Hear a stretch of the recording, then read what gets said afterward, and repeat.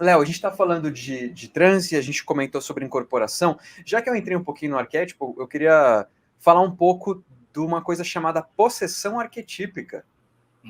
Boa, boa, boa. A possessão arquetípica é muito interessante. Ela acontece geralmente de forma coletiva, porque, em geral, o que está no inconsciente coletivo afeta o coletivo. Mesmo que a gente acessa individualmente, em geral afeta o coletivo. E a possessão arquetípica, o Léo explicou no começo dessa live, quem pegou ela no meio, pode voltar depois para ver, explicou a diferença entre possessão e incorporação.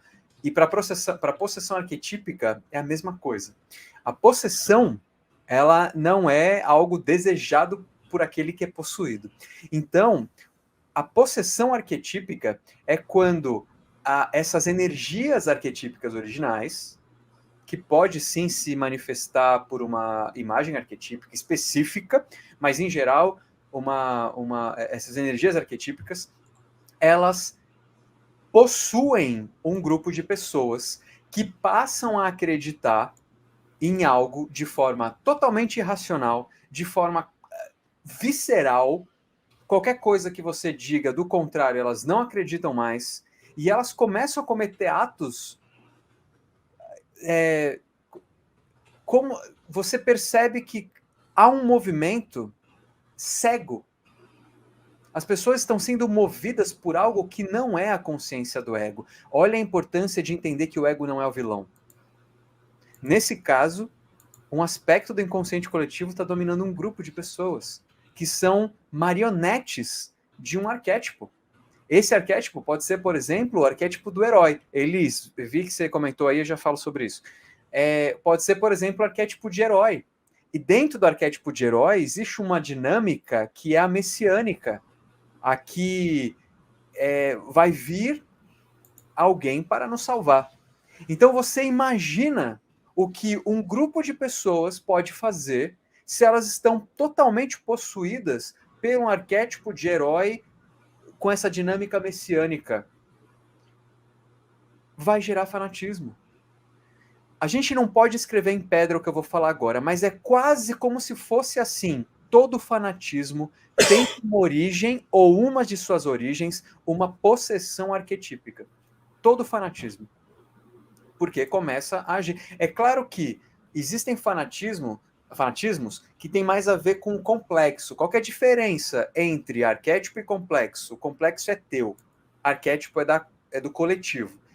No núcleo de cada complexo tem um arquétipo, então sempre vai ter associação.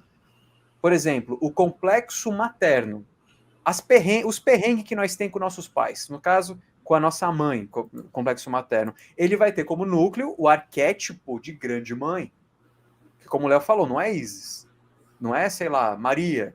Isso não é um arquétipo, isso é uma imagem arquetípica ou uma representação arquetípica. O arquétipo é tudo que envolve a ideia, a energia e a forma de maternidade, enfim.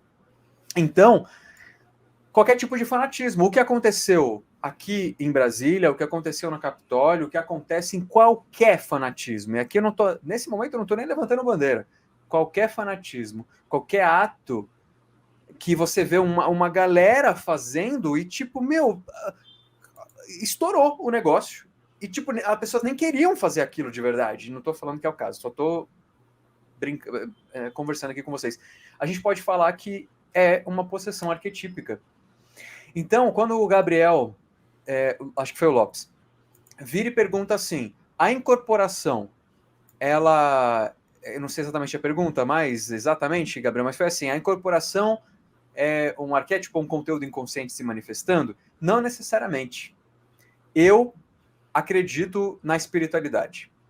Eu acredito que existam, que a gente tem um princípio que a gente pode chamar de espírito, alma, sei lá, e que ela vai permanecer depois. Esse princípio vai permanecer depois. E eu acredito que é possível se comunicar com entidades do outro lado. Então, dentro da minha crença, não necessariamente uma incorporação é um aspecto inconsciente. No entanto, como uma pessoa que já trabalhou muitos anos na Umbanda, eu tendo a acreditar que a maioria das incorporações, elas são sim de conteúdos inconscientes. Aí o que acontece? A possessão arquetípica é um tipo desse que eu estou descrevendo. Ele move multidões. Na Segunda Guerra Mundial, que aconteceu na Alemanha, muito provavelmente foi uma possessão arquetípica, inclusive de imagens arquetípicas de deuses nórdicos. É muito provável que tenha acontecido isso. Eu diria até que foi. Como existem vários fenômenos socioculturais envolvidos, sociopolíticos, não dá para dizer que foi só isso, mas psicologicamente estava acontecendo. Mas não necessariamente a incorporação de um caboclo, de um preto velho, do que for, é uma possessão arquetípica. Na verdade, nem se encaixa. Como eu falei, acredito que exista um espírito ali, uma entidade que está se comunicando de fato, mas o que eu mais acredito, tendo a acreditar, é que o que está se manifestando em grande parte das vezes é um conteúdo próprio.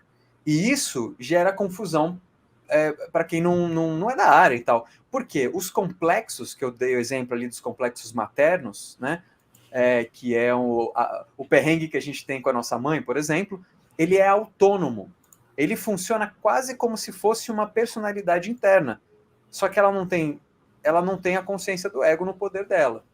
O que acontece com a desfragmentação da consciência? É que esses aspectos começam a invadir, tomar frente, e aí existem várias personalidades. Numa consciência coesa, um ego coeso, vamos falar assim, isso não acontece. Mas no transe, se no transe, entre outras coisas, podem ser acessados conteúdos inconscientes, então complexos autônomos que são dotados de certa independência podem vir à tona. Por exemplo, a gente está lá prestes para fazer uma prova, dá branco. Foi você que quis que tivesse branco? Não. Foi um processo automático, autônomo, sozinho. Então, complexo autônomo. Você vai dar uma palestra, falar em público, de repente, acontece bastante comigo, inclusive, você começa a esquecer nomes importantes. Não é nem de pessoa, nome de conceito.